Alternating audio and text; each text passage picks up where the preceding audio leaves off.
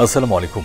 সংবাদে আপনাদের সবাইকে স্বাগত জানাচ্ছি। আমি ফিরোজ তোহা। শুরুতেই সংবাদ শিরোনাম। বাংলাদেশের সর্বশেষ গুরুত্বপূর্ণ আপডেট সংবাদ আপনাকে স্বাগত। শুরুতেই সংবাদ শিরোনাম, পরে বিস্তারিত। প্রথমেই জানাবো ৩ দফা দাবিতে শাহবাগ ব্লকের বিকেলে গণজমায়েত। আওয়ামী লীগ নিষিদ্ধ সহ ৩ দফা দাবিতে গণজমায়েতের ডাক দিয়েছে জাতীয় নাগরিক পার্টি এনসিপি। শনিবার ১০ই মে রাজধানীর শাহবাগে এই গণজমায়েত অনুষ্ঠিত হবে। একই সঙ্গে দেশের প্রতিটি জেলা উপজেলায় স্বতঃস্ফূর্তভাবে কর্মসূচি পালনের আহ্বান জানানো হয়েছে। শুক্রবার রাত ৯টায় শাহবাগের সংবাদ সম্মেলন থেকে হাসনাত আব্দুল্লাহ নতুন এই কর্মসূচি ঘোষণা দিয়েছেন। সে সময় তিনি বলেন, আজকে আমরা আমাদের কর্মসূচি অব্যাহত রেখেছি। ২৫ ঘন্টা হয়েছে। গতকাল রাত ১০টা থেকে আমাদের অবস্থান কর্মসূচি শুরু করেছি। আওয়ামী লীগকে নিষিদ্ধ করা না পর্যন্ত আমাদের কর্মসূচি থামবে না। জানাবো ভারতের ক্ষেপণাস্ত্র সংরক্ষণ কেন্দ্র ধ্বংসের দাবি পাকিস্তানের। অপারেশন বুনিয়ান উল মারসুস পরিচালনা করেছে পাকিস্তান। এর মাধ্যমে মধ্যরাতে ভারত এবং ভারত নিয়ন্ত্রিত কাশ্মীরে বেশ কয়েকটি সামরিক স্থাপনা লক্ষ্য করে আক্রমণ করা হয়েছে। এতে ভারতের পাঞ্জাব প্রদেশের বিয়াসে থাকা একটি ক্ষেপণাস্ত্র সংরক্ষণ কেন্দ্র ধ্বংস করার দাবি করেছে পাকিস্তান। তবে এ বিষয়ে কোনো মন্তব্য করেনি ভারত। এরপর জানাবো মধ্যরাতে নিজেদের মাটিতেই ব্যালিস্টিক মিসাইল ছুড়েছে ভারত। পাকিস্তানের ডিজিএফের মহাপরিচালক লেফটেন্যান্ট জেনারেল আহমেদ শরীফ চৌধুরী দাবি করেছেন, মধ্যরাতে ৬টি ব্যালিস্টিক মিসাইল ছুড়েছে ভারত, যেগুলো তাদের নিজ রাজ্য পাঞ্জাবে পড়েছে। তার দাবি, ভারত ইচ্ছাকৃতভাবে পাঞ্জাবের সংখ্যালঘু শিখ সম্প্রদায়ের উপর এই মিসাইলগুলো ছুড়েছে। খবর পাকিস্তানি সংবাদ মাধ্যম দ্য ডনের। এদিকে ভারতের সঙ্গে উত্তেজনার মধ্যেই বড় সুখবর পেল পাকিস্তান। কাশ্মীরে পেহেলগামে সম্প্রতি সন্ত্রাসী হামলা ঘিরে ভারত পাকিস্তানের মধ্যে সৃষ্ট উত্তেজনা প্রায় যুদ্ধের রূপ ধারণ করেছে। এমন চরম রাজনৈতিক উত্তেজনা এবং সীমান্তে সংঘাতের আবহে এক স্বস্তির খবর পেয়েছে পাকিস্তান। জানাবো পাকিস্তানের ৩টি সামরিক ঘাঁটিতে একযোগে ভারতের মিসাইল হামলা। পাকিস্তানের বিমান বাহিনী ৩টি ঘাঁটি লক্ষ্য করে শুক্রবার ৯ মে মধ্যরাতে মিসাইল হামলা চালিয়েছে ভারত। এই ঘটনার পরই এই তথ্য জানিয়েছে পাক ডিজিএফের মহাপরিচালক লেফটেন্যান্ট জেনারেল আহমেদ শরীফ চৌধুরী। তিনি বলেছেন, রাওয়ালপিন্ডি নূর খান বিমান ঘাঁটি, সরকটের রফিকি বিমান ঘাঁটি এবং চকওয়ালের মোরাইদ ঘাঁটিতে হামলা পরিচালনা করা হয়। প্রিয় দর্শক, এতক্ষণ শুনছিলেন সংবাদ শিরোনাম, এবারে বিস্তারিত। তবে তার আগে বন্ধুরা, অনুরোধ থাকবে এই সংবাদটিতে একটি লাইক দিন। এই চ্যানেলে আপনি নতুন হয়ে থাকলে আমাদের সংবাদটি দেখতে দেখতে চ্যানেলটি সাবস্ক্রাইব করে রাখুন। কমেন্ট করে বন্ধুরা আপনার মূল্যবান মতামত জানিয়ে দিন আপনি বিশ্বের কোন দেশ থেকে বা বাংলাদেশের কোন স্থান থেকে আমাদের সংবাদটি দেখছেন এবং শুনছেন।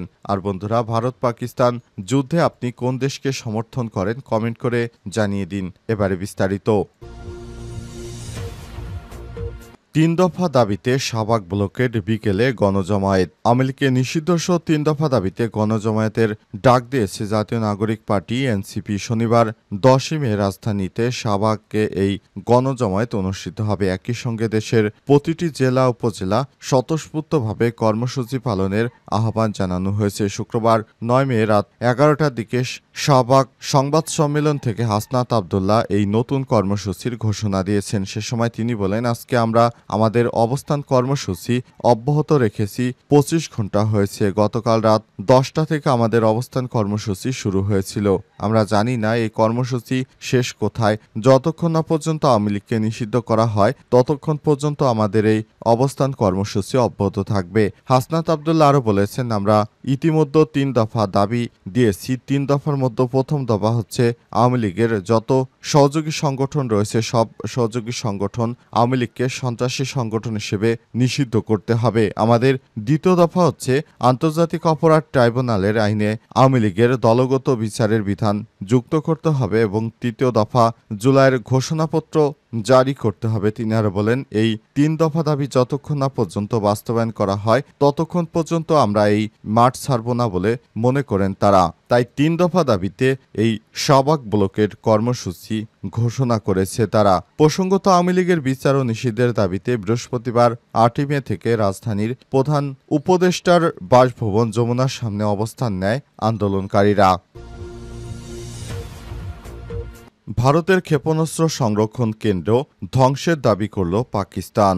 অপারেশন বুনিয়াম উন মারসুস পরিচালনা করেছে পাকিস্তানের মাধ্যমে শুক্রবার ৯ মে মধ্যরাতে ভারত এবং ভারত নিয়ন্ত্রিত কাশ্মীরে বেশ কয়েকটি সামরিক স্থাপনা লক্ষ্য করে আক্রমণ পরিচালনা করা হয়েছে। এতে ভারতের পাঞ্জাব প্রদেশের বিয়াসে থাকা একটি ক্ষেপণাস্ত্র সংরক্ষণ কেন্দ্র ধ্বংস করার দাবি করেছে পাকিস্তান। তবে এ বিষয়ে কোনো মন্তব্য করেনি ভারত। মূলত রাশিয়ার সঙ্গে যৌথ উদ্যোগে ব্রাহ্মস সুপারসনিক ক্ষেপণাস্ত্র উৎপাদন করে ভারত। ব্রাহ্মস সুপারসনিক ক্ষেপণাস্ত্র সর্বোচ্চ ৮০০ কিলোমিটার অর্থাৎ ৪৯৭ মাইল দূরে আঘাত হানতে পারে। এগুলো সাবমেরিন জাহাজ এবং যুদ্ধবিমান সহ বিভিন্ন সামরিক যান থেকে উৎক্ষেপণ করা সম্ভব। কাতার ভিত্তিক সংবাদ মাধ্যম আল জাজিরা জানিয়েছে, পাকিস্তানি সেনাবাহিনীর বরাতে জানিয়েছে একাধিক হামলা চালানো হয়েছে। ফাতা-১ মাঝারি এক পাল্লার ক্ষেপণাস্ত্র ব্যবহার করে ভারতের সামরিক স্থাপনাগুলোতে লক্ষ্যবস্তুতে পরিণত করা হয়। এর আগে শুক্রবার রাতে পাকিস্তানের বিমান ঘাঁটি ৩টি ঘাঁটি লক্ষ্য করে মিসাইল হামলা চালায় ভারত। দেশটির রাওয়ালপিন্ডির নূর খান বিমান ঘাঁটি, শারকোটের রফিকি বিমান ঘাঁটি এবং চকওয়ালার মুরাইদ ঘাঁটিতে হামলা চালানোর ঘটনা ঘটে। তার কিছুক্ষণ পরেই পাল্টা হামলা চালিয়েছে শেবাজ শরীফের দেশ। মধ্যরাতে নিজেদের মাটিতেই ব্যালিস্টিক মিসাইল ছুড়েছে ভারত। পাকিস্তানের ডিজিএফআইয়ের মহাপরিচালক লেফটেন্যান্ট জেনারেল আহমেদ শরীফ চৌধুরী দাবি করেছেন, শুক্রবার ৯ মে মধ্যরাতে ৬টি ব্যালিস্টিক মিসাইল ছুড়েছে ভারত, যেগুলো তাদের নিজ রাজ্য পাঞ্জাবে পড়েছে। তার দাবি, ভারত ইচ্ছাকৃতভাবে পাঞ্জাবে সংখ্যালঘু শিখ সম্প্রদায়ের উপর মিসাইল ছুড়েছে। খবরদার ডনের। তার এমন অভিযোগের পর ভারত প্রকাশ্যে এখনো কোনো প্রতিক্রিয়া জানায়নি। এর আগে মঙ্গলবার পাকিস্তানের আজাদ কাশ্মীর এবং অন্যান্য জায়গায় মিসাইল ছুড়েছিল ভারত। ওই হামলার পরপরই সবার আগে এটি খবর জানিয়েছে পাক ডিজিএফের মহাপরিচালক। পরবর্তী ভারতও মিসাইল ছোড়ার সত্যতা স্বীকার করে নেয়। লেফটেন্যান্ট জেনারেল আহমেদ শরীফ চৌধুরী জানিয়েছেন, ভারত পাঞ্জাবের জালান্দার বিভাগের আদমপুর থেকে ব্যালিস্টিক মিসাইলগুলো ছোড়ে। তার মধ্যে একটি আদমপুরে আঘাত হানে আর বাকি 5টি তারা ফেলে পাঞ্জাবের অমৃতসরে। তার অভিযোগ, নিজ দেশেরই শিখ সম্প্রদায়ের মানুষকে লক্ষ্য করে মিসাইলগুলো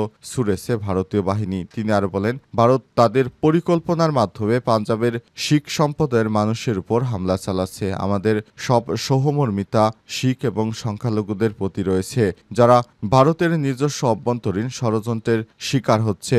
এ সময় তিনি আরো বলেন, এটি অবাক করার মতো ঘটনা এবং সর্বোচ্চ পর্যায় থেকে উস্কানিমূলক কাজ, যেখানে ভারত এবং নিজ জনগণের উপর ব্যালিস্টিক মিসাইল ছোড়া শুরু করেছে, যেটি কোনোভাবেই সমর্থনযোগ্য নয়। এর আগে অমৃতসরে রাতের বেলা সতর্কতামূলক সাইরেন বেজে ওঠে। তখন সেখানকার বিভাগীয় কমিশনার সবাইকে শান্ত থেকে ব্ল্যাক আউট পালনের অনুরোধ জানিয়েছে।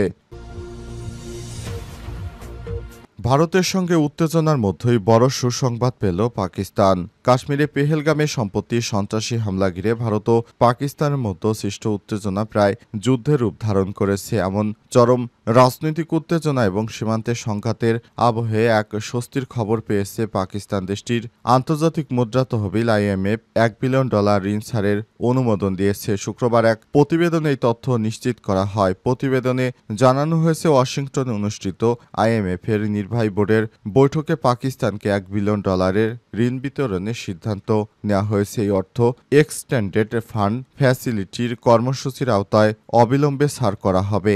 বৈঠকে পাকিস্তানের কর্মক্ষমতা মানদণ্ড সংশোধন এবং resilience and sustainability facility RSF কাঠামোর আওতায় নতুন ব্যবস্থা গ্রহণের অনুরোধ নিয়েও আলোচনা করা হয়েছে। IMF এবং ইসলামাবাদের মধ্যে গত 7 মার্চ $7 বিলিয়ন ঋণ সুবিধার প্রথম পর্যালোচনার একটি স্টাফ লেভেল চুক্তি SLA হয়েছিল।